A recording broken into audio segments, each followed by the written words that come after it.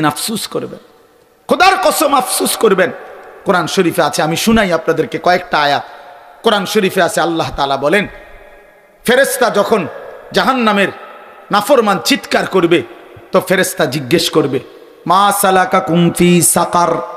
এই যে আল্লাহ বলেন, ফেরেশতা জিজ্ঞাসা করবে, এই বেঈমান, তোরে কে জাহান্নামে ফেললো, কেন জাহান্নামী হলি? তো জাহান্নামী উত্তর দিবে, ক্বালু লাম নাকু মিনাল মুসাল্লিন। জাহান্নামী এক নাম্বার জবাব দিবে, আমি নামাজি ছিলাম না। লাম নাকু মিনাল মুসাল্লিন, আমি নামাজি ছিলাম না। তাইলে সেদিন স্বীকৃতি দিবে কেন জাহান্নামী হলো, নামাজ পড়ে নাই। কোরআনুল কারীমে আল্লাহ বলেন, কাল্লা ইযা বালাগাতিত তারাকি ওয়া কিলা মান রাক। রব্বুল আলামিন বলেন, নাফরমান পাপী মালাকুল মউত আজরাইল যখন জান কবজ করতে আসবে, তখন নাফরমান পাপীর রূহটা আজরাইল এসে কলিজা থেকে রূহটা ধরে একটা টান দিয়া ছিঁড়ে ফেলবে।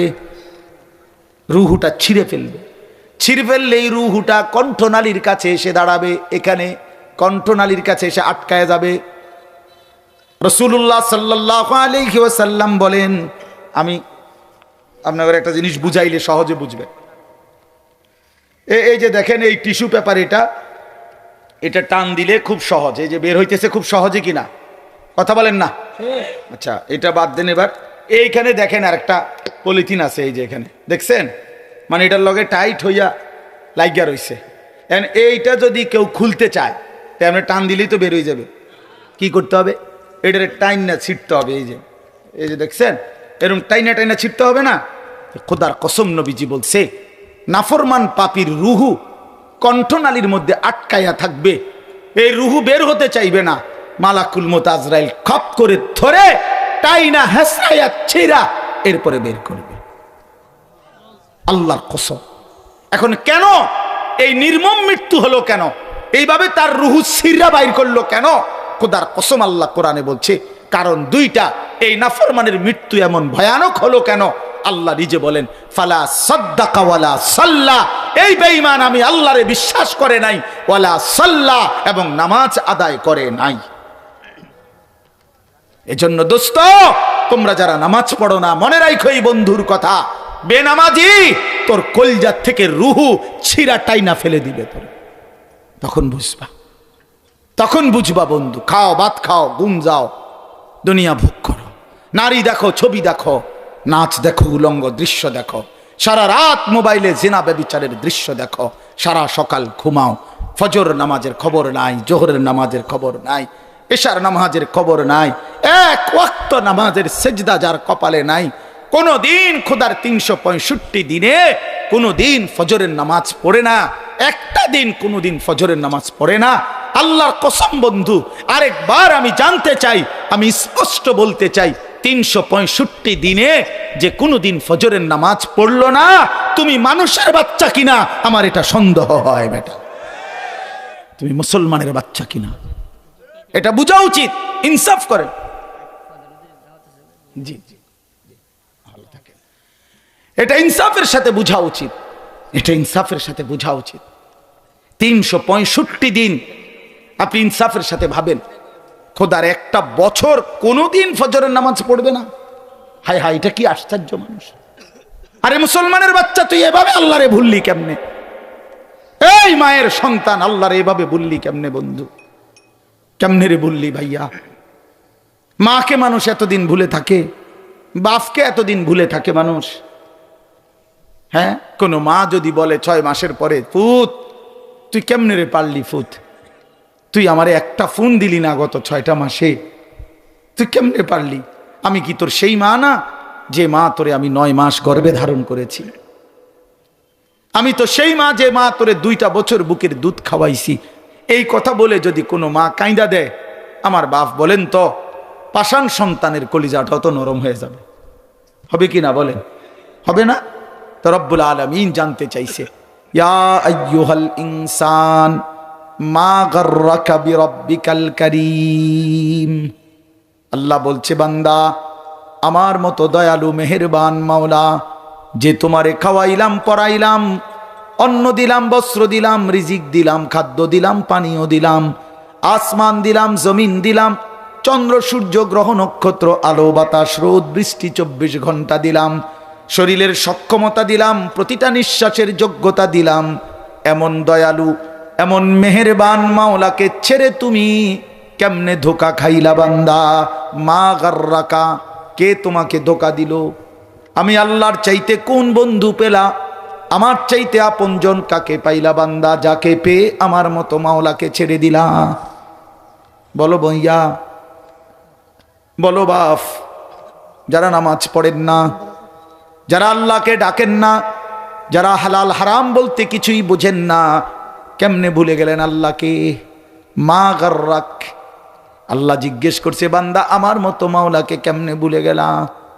হযরত মাওলানা তারেক জামিল সাহেব বলছে, আল্লাহ যেন এরকম কাছে আইনা মাথায় পিঠে হাত বুলাইয়া এক আপন মায়ের মতো যেন বলতেছে, এই বান্দা কেমনে রে পারলি আমারে ভুলে থাকতে? একটা বছর কোনো দিন আমার ফজরের সেজদা দিলি না, একটা দিনও জানলিও না আমার ভোর হয় কখন, আমি সূর্য উঠাই কখন, আমার ফজরের আজান হয় কখন, কোনো দিন শুনলি না? কেমনে পারলা বান্দা? বলো ভাইয়া। এই জন্য দয়া করে এই রাত গভীরে ভাবতে শিখেন। একজনই ভাবেন। আমি আবারও বলছি, আমি সংখ্যার কাঙ্গাল না, খুব বেশি কম এটা আমার কোনো মাথা ব্যথা না, কিন্তু একজন হলে একজনই ভাবেন। একটা যুবক ভাই তুমি ভাবো, কেন সেজদা দিলা না? কেন নামাজ পড়ো না? দিন রাত কত হাজার নারী দেখলে তোমার তৃপ্তি হবে ভাইয়া? কত উলঙ্গ ছবি দেখলে তোমার স্বস্তি হবে ভাইয়া? তোমার শখ মিটবে কোন দিন? তোমার তৃপ্তি হবে কোন দিন? খোদার কসম গুনাহ তৃপ্তি দেয় না।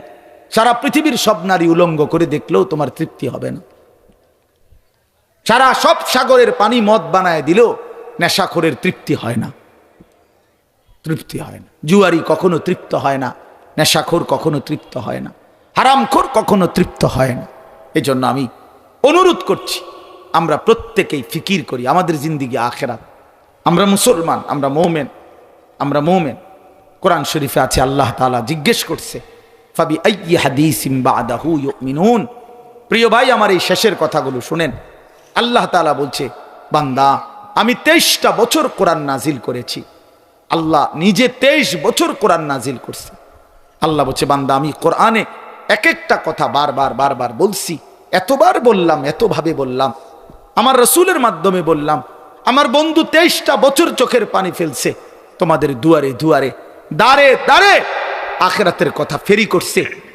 আল্লাহ বলে, বান্দা এরপরে বলো আমি আর কিভাবে বললে, কোন কথা বললে, আর কতবার বললে তুমি আমার কথা মেনে নিতা? তুমি বলো, বলো। একজন বেনামাজি সন্তান, তুমি বলো ভাইয়া, তোমার আল্লাহ আর কতবার বললে তুমি নামাজ পড়তা? বলেন।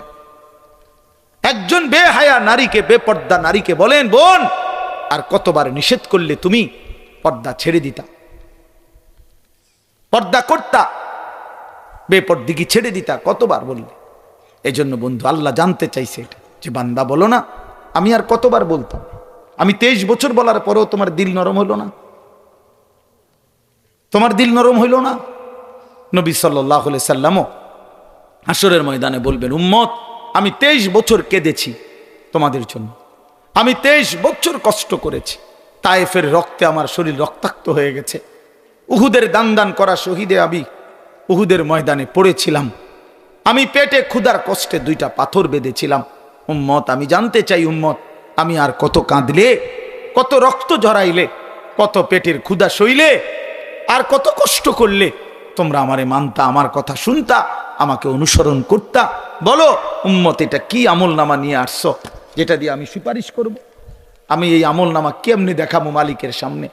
নবীজির সামনে আপনি যখন আমল নামা দিবেন, সুপারিশের জন্য বলবেন যে ইয়া রাসূলুল্লাহ, এই যে আনিসুর রহমান আশরাফি আমার নাম, এটা আপনি আমার আমল নামাটা দেখে সুপারিশ করেন।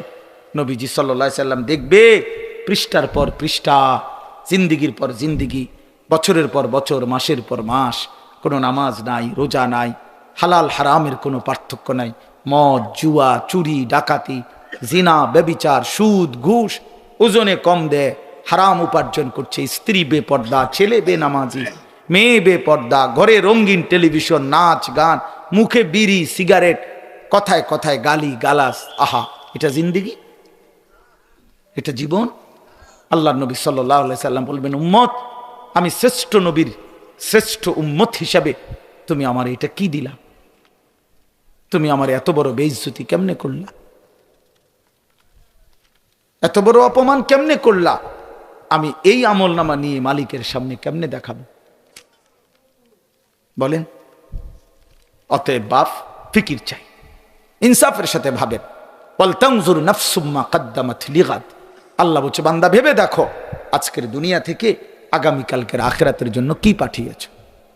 নবীজি বলছেন, আল কাইয়িসু মান দানা নাফসাহু ওয়া আমিলা লিমা বাদাল মাউত। বুদ্ধিমান সে যে নিজের হিসাব করে এবং মৃত্যু পরবর্তীর জন্য আমল করে।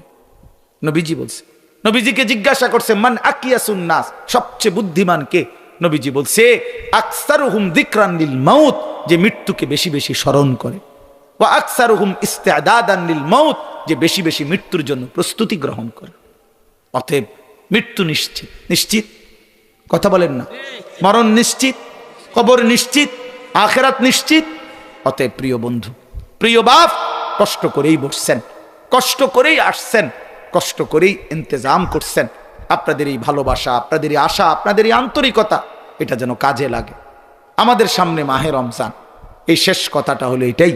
যদি ভাবেন, যদি বোঝেন আসলেই আমার আখিরাত সুন্দর করা দরকার, দেখতে দেখতে আমার হায়াতের লম্বা সময় চলে গেছে দুনিয়া দুনিয়া করতে, গুনার নাফরমানিতে, আমার আখিরাত দরকার, তো ঘুরে দাঁড়ান। আরেকবার ঘুরে দাঁড়াইয়া এবারে রমজানকে সামনে রেখে গুনাহ ছেড়ে দিয়ে আল্লাহর ইবাদত, পুরো একটা মাস রমজান সুন্দর করে আল্লাহর হুকুম পালন করেন। সবগুলো গুনাহ ছেড়ে দেন। চুরি, ডাকাতি, জেনা, ব্যভিচার, মদ, জুয়া, সুদ, ঘুষ, নারী, ছবি,